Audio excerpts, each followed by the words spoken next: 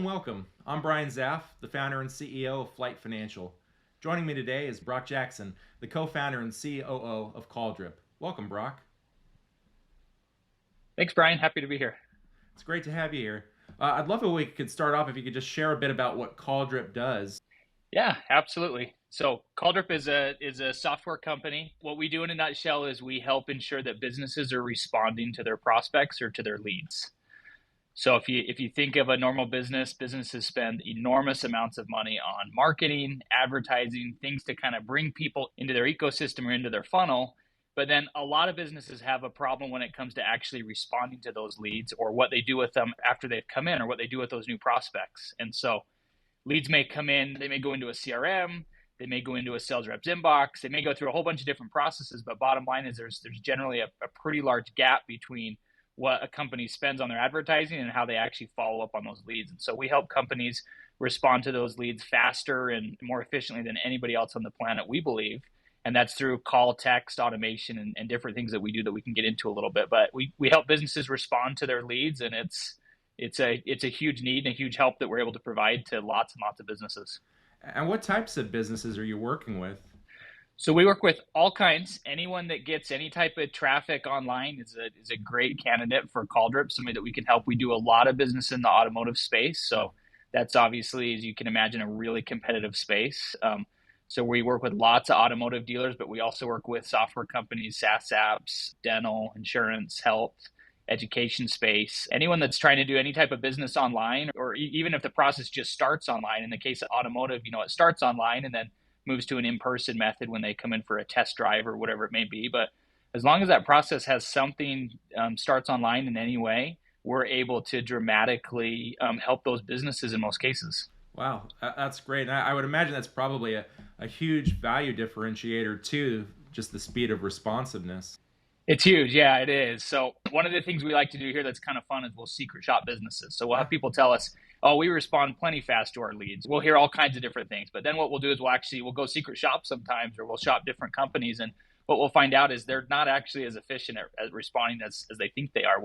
It'll take oftentimes many days before we'll hear back from a sales rep, or if not days, it's many hours, which in a lot of cases is just far too long. There's too much competition out there. And so we're able to take that and move it down to where our customers respond to their internet leads literally within a matter of minutes. It's a very fast, very efficient process. And what that does, Brian, is it creates what we call a wow effect. So when you fill out a lead, you're expecting a company to call you back, but you're not necessarily expecting them to call you back in 30 seconds. And so when that happens, it really catches you off guard a little bit, and we call it wowed. We hear lots of people say, oh, wow, I can't believe you called me back that fast. Wow, I'm still on my computer. Wow, thanks for the great service. That's incredible. And so it's a great way to make a first impression. Yeah, and you guys have a video on your website where I think you captured some of those just wow responses, and it really is, it seems very genuine just how surprised the people are at how quickly you guys respond. Yeah, that video is kind of fun, huh? Yeah, it's a great marketing tool. Well, great. And so as co-founder of this, it looks like the CEO, Kobe Jackson, shares your last name. Are you guys related? Is this a family business that you've built together?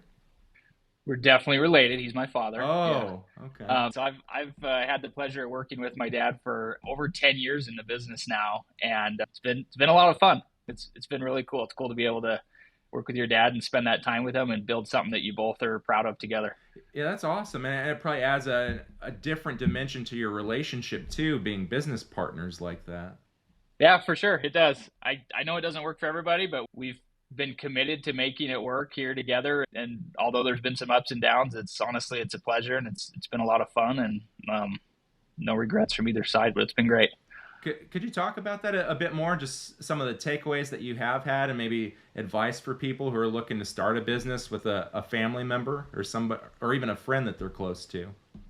Sure. Yeah, lots of people have different takes on it, and I think it all boils down to the individual and to the relationship. I know it doesn't work for a lot of people, but at the same time, there's a lot of great companies and a lot of great partnerships that are family, so it can work. So depends on the individuals, and I think a lot of it depends on the commitment you have and setting up proper boundaries ahead of time. That's something we've been pretty good at. And so I I know my role here at Calldrip. I know kind of, what I oversee in my day to day, and my father kind of knows his areas as well. And sure, there's areas where there's times where we cross over and, have arguments and have things like that, trying to get on the same page. But at the end of the day, we have our boundaries and we know our commitments, and we've committed to put family and friendships first before the business, first and foremost. And so we've been able to make it work, but it's not without challenges, but there's always challenges in business. There's always challenges with people you work with. And one of the nice things about working with family is there's a deeper commitment there in a lot of ways. And so you can work through more challenges oftentimes than you could otherwise. And there is a deeper commitment.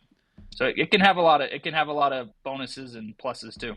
And it looks like Calldrip's been around for over a decade. So definitely kind of proof of the pudding that you guys have been able to work through any differences you may have had over the course of that. Yeah, we were founded back in somewhere between 2009 and 2010, so we've been around for a little while now. That's great. And did you guys bootstrap the business, or have you taken on any outside funds?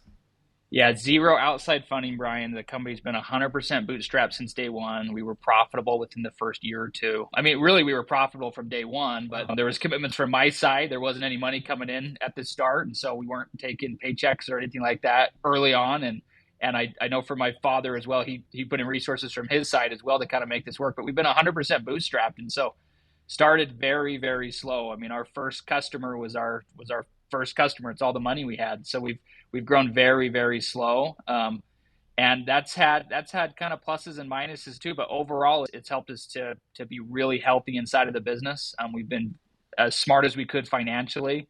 We've only been able to grow, and we had the money to do so. We could only hire when we had the money coming in to do so. And customers they're the lifeblood of any business, but when you're bootstrapped, you really understand that they're your lifeblood, because we know if a customer goes away, those dollars are going away. We don't have, there's no investor or anything backing us up to kind of cushion that blow. We feel it. And so it's helped us make really, really sound decisions over the years.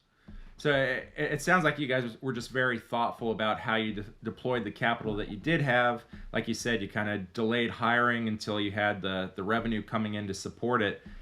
I guess, what was your approach to did you do any cash flow modeling, or how did you make sure that you were really keeping track of those dollars and kind of projecting out for the business's needs? Yeah, as we started to grow a little, we did more of that. In the early days, it was pretty easy. It was simple because we had, I could count the number of customers we had on a couple of hands. And so we knew exactly what was coming in that way. And so we kept things pretty simple at the start. And we just focused, we always have, but we've just focused on keeping things as lean and profitable as we still run a very, very lean operation, which means almost everybody here at Calldrip is wearing multiple hats and doing more than they would like to at times. But it allows us to have some peace of mind and not kind of get ahead of ourselves in a way. We've just organically grown year over year and continue to do that. It's all I know, but it's been a great learning experience for me growing the business that way. And I feel like we're better for it. Definitely. And I guess in terms of advice for other entrepreneurs, would you recommend that they try to bootstrap the business, or what are your thoughts on taking outside capital? Yeah, I would absolutely recommend you bootstrap it for as long as you possibly can. Every business is a little different, and there's some businesses you're just going to need that outside capital to do the things you need to. We've been able to hit our goals and things without that, but every business is different. But I would definitely recommend you bootstrap it as long as you can. Most VCs and people you talk to will if you're talking to them maybe outside of the boardroom, they'll give you the same advice as well. Bootstrap this thing for as long as you possibly can. Do everything you can and take on the funding only as you need to and when you need to. Yeah, and I would say that's consistent with what we've seen from clients that we've worked with as well. It's just the longer you can bootstrap it on your own, just the better it is. Control perspective and just keeping the vision focused, and not diluting your ownership too soon. Well, great. I guess also kind of speaking as well in terms of staying focused on goals. You were on the Fuse podcast with Jim Coleman a couple months ago. And one of the things he asked you there was about quarterly planning. And you guys mentioned that you had done some quarterly planning, I guess, pretty consistently at the start of each quarter. Could you talk a bit more about that and the leadership meetings you have, and just what those meetings look like and kind of what your process is?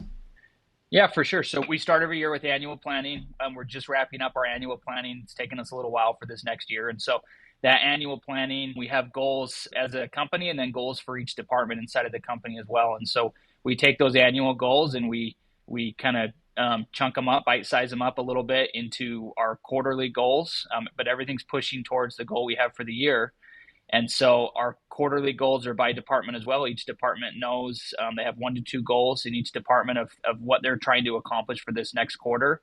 And we're always looking to, kind of back to efficiency, we're looking for those things that will have the biggest impact and move us as close to those annual goals as we can. There's a lot going on in our business at all times. And so it's important that we do some of those planning sessions and take the planning seriously. So there's lots of things we could be doing. We want to try to focus on what's going to have the biggest impact for us this next year. So that turns into quarterly planning sessions, which we'll do before the start of the next quarter. And then we'll further kind of divide up those quarterly goals into our weekly metrics and weekly goals that we'll discuss, report on, strategize, and things like that on weekly team meetings that we have as well. So we meet every single Monday as a leadership team, go through those quarterly plans, talk about how the week went, how we're working towards those quarterly goals.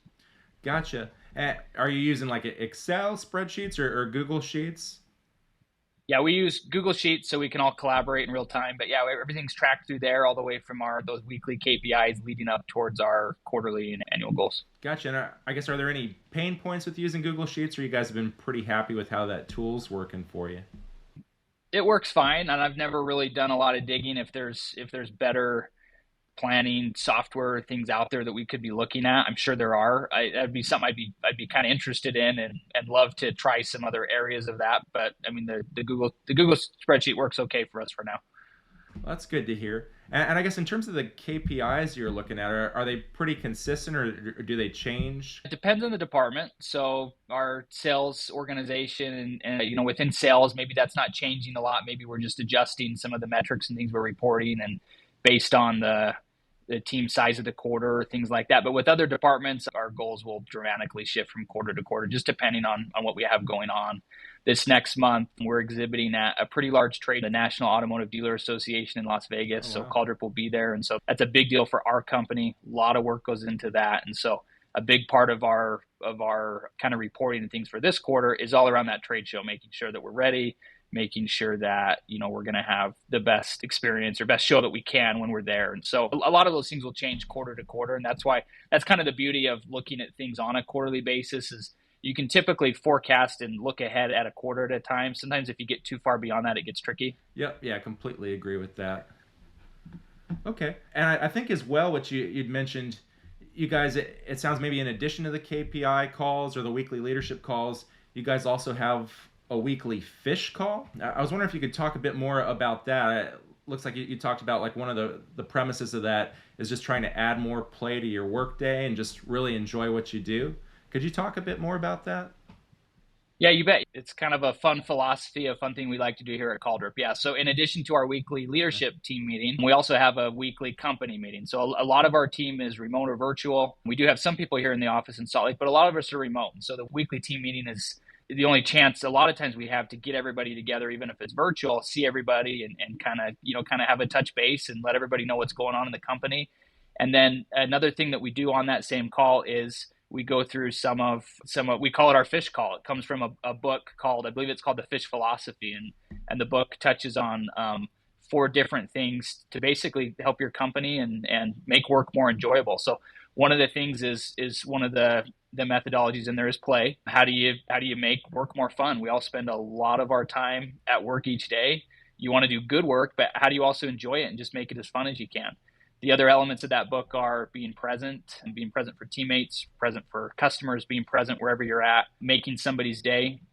So looking for ways that you can help other people and really just kind of make their day. And then the 4th one's slipping my mind right now, but you kind of get the idea with the book. It's really about helping each other and building a culture of not lighthearted play, but making work more enjoyable and building great things together. So it's pretty cool. So on that Friday call that we have, we'll take some time in that call and we'll recognize each other for things that they've done throughout the week. So Brian, if you're on my team, I may send in some fish for you and say, hey, Brian really covered me on a couple calls this week and had my back, and I appreciated his help. And so I try to recognize you in that way. And we do little things like that to try to help each other.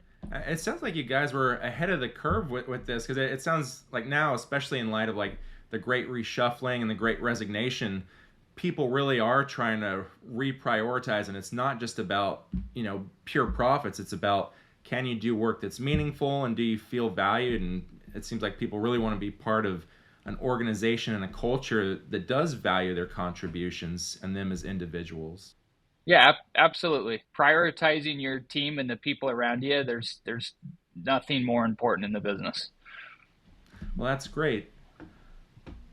What would you say are your two greatest pieces of advice? If you've got a financial piece of advice for entrepreneurs and business owners, and then just anything in general that comes to mind that's helped you. Sure. Yeah, I guess I'd probably just kind of re-summarize a couple of the things we already talked about, Brian. So on the financial side, because we have bootstrapped and because we have tried to be as kind of lean and just smart as we can with resources, that's a huge recommendation for me with other companies is get out of debt as quick as you can.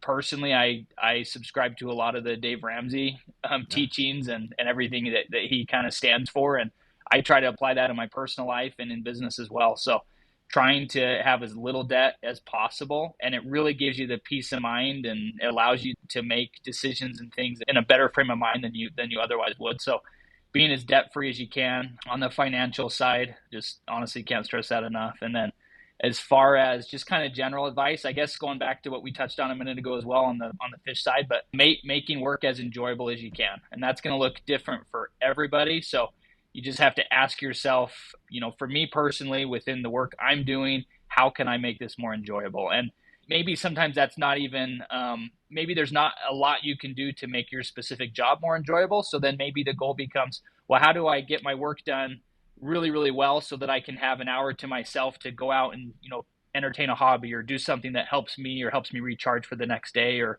that could be a way that you make work more enjoyable. Or there's also lots of ways you can make work enjoyable for your teams within kind of a work day as well too. We do competitions and activities and things to just try to kind of make that work more enjoyable. So we all spend a lot of time at work. Figure out how you can make it work for yourself. Yeah, I think that's very true. And I guess just one follow on to there. You talk about conserving cash flow, especially in a bootstrapped environment. But what are your thoughts about when you are starting to get sufficient cash flow coming in? What are your thoughts on delegating either to your team or to third parties who might be able to take tasks off your plate that maybe aren't your core skill set or core area of interest, to give you more time to focus on things that recharge your batteries or just let you focus on things that'll help drive more value for your business? Yeah, I think that's extremely important. We're doing more of that in the last year or two than we ever have historically as well. And we're really seeing some benefits from that. So we have outside help coming in right now from consultants and things, helping with our marketing, helping with some of our sales efforts, helping with lots of different areas of the business development. We still really believe in our internal team leading the charge in each of those areas, but definitely bringing on outside help's been a huge resource, and I'm a big advocate for it. I don't know if I farm off entire areas of the business necessarily. Like, for example, we've got a person on our team here that runs our marketing, understands Calldrip extremely well, knows all the ins and outs of our marketing. So when he goes out and asks for outside help, he's very specific in what he needs and what he's looking for. And it's a huge help for us for sure. Gotcha. And what about finance and accounting? Do you guys have an in-house finance and accounting team who helps you as well, or has that been outsourced? That's been outsourced as well. We have a team here local to us, or another group here local to us that handles, acts as a CFO for us basically, and handles our accounting and a lot of our financial decision making. Which is definitely smart, especially to take kind of that fractional CFO bookkeeping approach, right? Because you get the value of that expertise, but you're also not fully burdened with the cost of, if you tried to hire that team and build it in-house. Okay. Well, Brock, I really appreciate the time here. I guess if people want to get a hold of you or learn more about Calldrip, what's the best way to reach you? Yeah, best way is our website for sure. So just go to calldrip.com. You can watch the video that Brian referenced earlier, learn a little bit about what we do. We have some fantastic resources on our website. So whether you're interested in a service like Calldrip or not, go check out some of our resources, because there's a lot of good tips you can get for your business for free without having to implement or use any software like what we do. There's just some really practical good tips. And like I said at the start of this, there's a lot of untapped potential in the lead response space right now, Brian. So if you want to get ahead of your competition, if you want to really change the game in terms of your sales overnight, that one of the very best things you can do is just be efficient and be quick at responding to your leads. There's a lot of work to be done there. And so, yeah, go check out our website, calldrip.com, and check out some of those resources. I'll have to check them out as well in a bit more detail. Well, Brock, really appreciate the time, and I wish you and the Calldrip team the best of luck. You as well, Brian. I appreciate you having me on. And yeah, anyone's free to check out our website and reach out if they want more information. Sounds good. What a great conversation that was with Brock. Here's a few takeaways that I had from the discussion. The first thing that Brock talked about that I wanted to call out here, he gave the advice that he believes that businesses should try to bootstrap for as long as possible. In other words, instead of taking on outside funds, you should try to run the business with your own cash and with cash flow coming in from the business. And I believe that this is good advice, but in order to do it successfully, your business has to have reliable financial reporting and cash flow management practices in place. And this is something that Flight Financial can help with. We've got monthly recurring packages for bookkeeping and financial performance management. And we can help give you reliable data and visibility into your anticipated future cash flow. Another thing that Brock talked about I wanted to touch on here is that he mentioned that Calldrip does regular planning and business review meetings that include a review of their KPIs, or key performance indicators. I think that this is essential. It's not enough for your business to set good goals for your growth. It's also essential that you regularly manage your progress towards those goals so that you can ensure things are on track, and if not, you can in real time make decisions to get things back on course. After all, it's the things that we measure and track in real time that are the things we're able to effectively manage. Flight Financial can help you with this. Our monthly business financial performance review package offers a monthly business review that includes looking at your actual performance compared to your budget and forecast data. We also look at your KPIs and we track how you're progressing against your desired targets for those.